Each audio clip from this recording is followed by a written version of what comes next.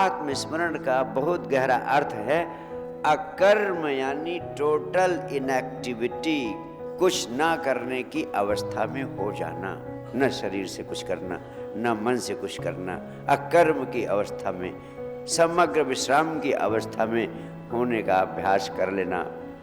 इसीलिए अध्यात्म जगत में एक बहुत महत्वपूर्ण सूत्र प्रचलित है, कुछ करने से नहीं, कुछ ना करने से मिलता है वह यानी परम आनंद, वह यानी तुम्हारी समस्त समस्याओं का समाधान।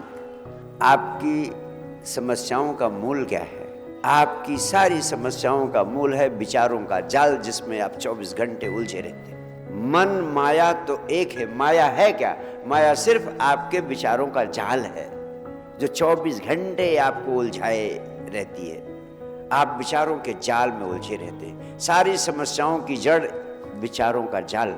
इसलिए एक एक समस्या से निपटने की जरूरत नहीं, एक एक समस्या में उलझने की जरूरत नहीं, एक एक समस्या से लड़ने की जरूरत नहीं। जो समस्याओं की जड़ है विचारों का जाल, उसकी जड़ ही काट देना, जिंदगी की समस्त समस्याओं से मुक्त हो जाना है। और उसकी जड़ काटने का उपाय है आत्मस्मरण, अपने स्वभाव का स्मरण, अपने मूल स्वरूप का स्मरण, अपने पूर्ण स्वरूप का स्मरण।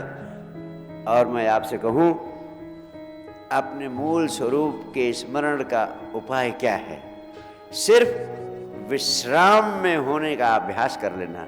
परम विश्राम की अवस्था में होने से आत्मस्मरण कैसे संभव हो सकता है? एक छोटा सा उदाहरण आपको देना चाहता हूं। उदाहरणार्थ, आपको किसी व्यक्ति के नाम का पक्का पता है और उस आदमी का नाम याद करना बहुत जरूरी हो गया है, अनिवार्य हो गया है आपको, और आप उस व्यक्ति का नाम याद करने की चेष्टा करते हैं, प्रयास करते हैं, लेकिन कहते हैं बस जीभ पर रखा है, ओठों पर आ गया है, बस याद नहीं आ रहा है। पक्का पता है, 1000 बार आपसे उसकी मुलाकात हुई है, लेकिन इस समय आप बहुत कोशिश कर रहे हैं, आपको उसका नाम नहीं याद आ रहा।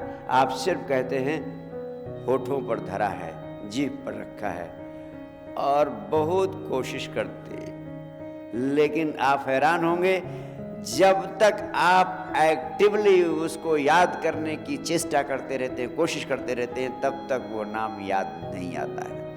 आता ही नहीं। जितना ही प्रयास करोगे उतना ही याद आना मुश्किल होता जाता है। लेकिन आप अब थक गए, किसी और काम में लग गए, टीवी देखने लगे, अखबार पढ़ने लगे, या गपशप करने लगे, किसी और काम में डूब गए, रिलैक्स हो गए, अचानक वो नाम याद आ जाता है आप। यानी जो लाख कोशिश करने पर याद नहीं आया, थोड़े समय को आप विश्राम की अवस्था में हुए, अचानक याद आ गया। विश्राम की अवस्था में, अतनाव की अवस्था में, रिलैक्सेशन की अवस्था में भूली हुई चीज, भूला हुआ नाम अचानक याद आ जाता है। ऐसा क्यों है? ऐसा सिर्फ इसलिए है कि यह जो स्मृति का मैंने उदाहरण लिया, यह स्मृति आपके अचेतन मन में, सबकॉन्शियस माइंड में बैठी हुई है। चेतन मन उसको निकालने की कोशिश कर रहा है। चेतन और अचेतन मन के बीच लड़ाई शुरू हो गई है। चेतन अचेतन के खिलाफ लड़ रहा है। तो जब तक लड़ता रहेगा तब तक याद नहीं आएगा। जब लड़ाई छोड़ देगा, यानी चेतन अचेतन से लड़ेगा नहीं, चेष्टा संघर्ष छोड़ देगा, तो चेतन अचेतन से मिल जाएगा। चेतन अचेतन के मिलते ही याद आ जाएगा। जो कोशिश करने पर, प्रयास करने पर याद नहीं आ रहा था, वो अकस्मात याद आ जाएगा।